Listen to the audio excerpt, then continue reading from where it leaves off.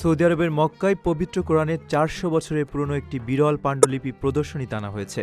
মক্কার হেরা কালচারাল ডিস্ট্রিক্টে অবস্থিত হোলি কোরআন মিউজিয়ামে ঐতিহাসিক এই নিদর্শনটি দর্শনার্থীদের জন্য উন্মুক্ত করা হয়েছে। এর মাধ্যমে ইসলামী সভ্যতার সমৃদ্ধ সাংস্কৃতিক ঐতিহ্য ও প্রাচীন শিল্পকলার এক অনন্য রূপ দেখার সুযোগ পাচ্ছেন দর্শনার্থীরা। গালফ নিউজের এক প্রতিবেদনে জানানো হয়েছে, হিজরি একাদশ শতাব্দীর এই পাণ্ডুলিপিটি অত্যন্ত নিখুঁত ও দৃষ্টিনন্দন। এর প্রতিটি পাতায় রয়েছে সোনালী রঙের সূক্ষ্ম কারুকাজ, উজ্জ্বল রঙের ব্যবহার এবং আকর্ষণীয় ক্যালিগ্রাফি।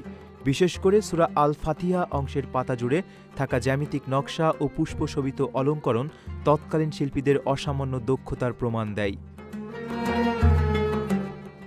জাদুঘর কর্তৃপক্ষের মতে, শতাব্দী প্রাচীন এই পাণ্ডুলিপিটি কেবল একটি ধর্মগ্রন্থ নয়, বরং ইসলামী ক্যালিগ্রাফি ও শৈল্পিক অনুপ্রেরণার এক জীবন্ত দলিল।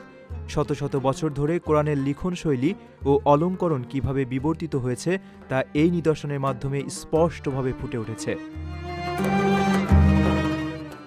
অমূল্য এই পাণ্ডুলিপিটি বর্তমানে জাদুঘরের অন্যতম প্রধান আকর্ষণ হয়ে উঠেছে। পবিত্র কোরআনের প্রতি মুসলমানদের গভীর শ্রদ্ধাবোধ এবং প্রাচীন ইসলামী শিল্পকলার এই যুগলবন্দি দেখতে বিশ্বের বিভিন্ন প্রান্ত থেকে দর্শনার্থীরা সেখানে ভিড় করেছেন।